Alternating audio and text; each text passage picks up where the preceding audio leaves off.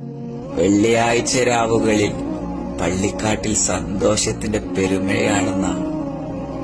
നാളെ ഞങ്ങളെ കാണാൻ പ്രിയപ്പെട്ടവർ വരുമെന്നുള്ള സന്തോഷം.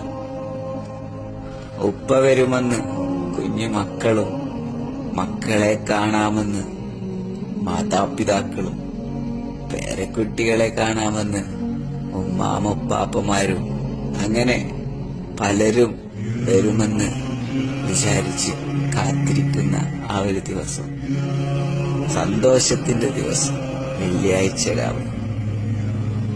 ഒരു നാളിൽ ഞാനും കാത്തിരിക്കും എന്റെ പ്രിയപ്പെട്ടവർക്ക് വേണ്ടിയിട്ട്.